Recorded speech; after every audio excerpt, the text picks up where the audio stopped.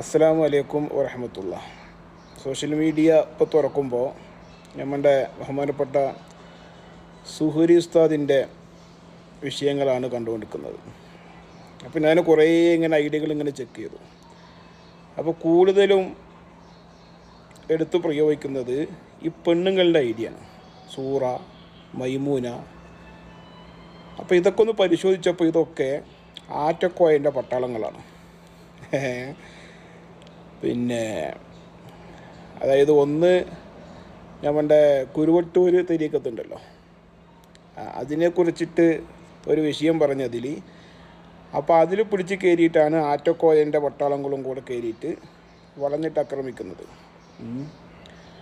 അപ്പോൾ അതിൽ ആറ്റക്കോയൻ്റെ ഒരു വീഡിയോസും കണ്ട് ഉസ്താദ് കള്ളം പറഞ്ഞു, പിന്നെ കടം വീടാനുള്ള ഒരു ദിക്റ് ചെല്ലുന്നതിനെക്കുറിച്ച് അതിനെ വിമർശിച്ചു, അതിനെ പരിഹസിച്ചു. അപ്പം അങ്ങനെയൊക്കെ പറഞ്ഞിട്ട് ഓരൊക്കെ നല്ല ഈമാനിക ബോധമുള്ളവരും സുഹരി ഉസ്താദ് അതൊന്നുമില്ലാതെ ഇങ്ങനെ സോഷ്യൽ മീഡിയയിൽ എന്തൊക്കെയൊക്കെയോ പറഞ്ഞു നടക്കുന്ന ആളാണ് എന്നുള്ള നിലക്കാണ് ആക്ഷേപം വന്നിട്ടുള്ളത്. ഏതായാലും ചോറ് തിന്നുന്ന ആളുകളുണ്ടെങ്കിൽ, നല്ല ബുദ്ധി കൊണ്ട് ചിന്തിക്കുന്ന ആളുകളുണ്ടെങ്കിൽ മനസ്സിലാക്കാൻ വേണ്ടി പറയാണ്. എന്നെ സംബന്ധിച്ചിടത്തോളം ഞാൻ അദ്ദേഹത്തിൻ്റെ സോഷ്യൽ മീഡിയ വീക്ഷിക്കുന്ന ഒരാളാണ്.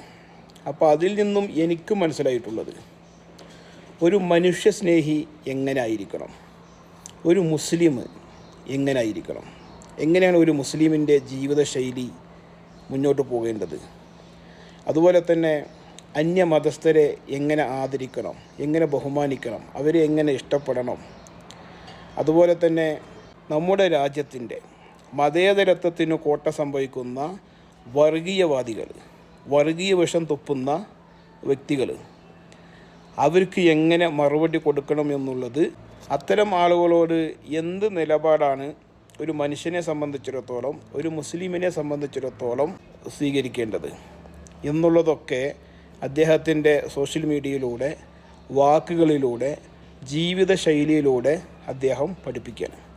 അപ്പോൾ ഇത്രയും കാര്യങ്ങൾ ചെയ്യുമ്പോൾ പിന്നെ കുറച്ച് അഹങ്കാരമുണ്ട്, അങ്ങനെയാണ് ഇങ്ങനെയാണ് എന്നുള്ളതാണ്.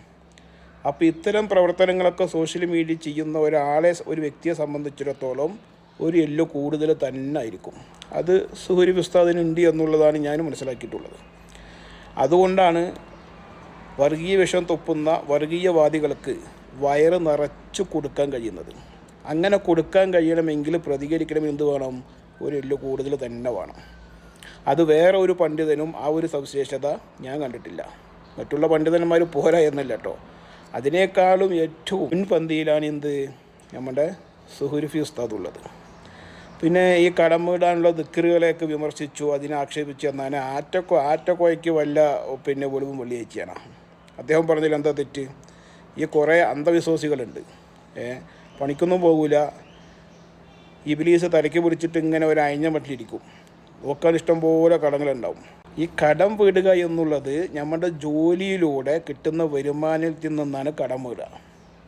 അപ്പോൾ അത്തരം ജോലിയിലൂടെ ഏർപ്പെടുമ്പോഴാണ് ആ ദിക്റിനും ദുആകൾക്കൊക്കെ പ്രതിഫലം ഉണ്ടാവുള്ളൂ.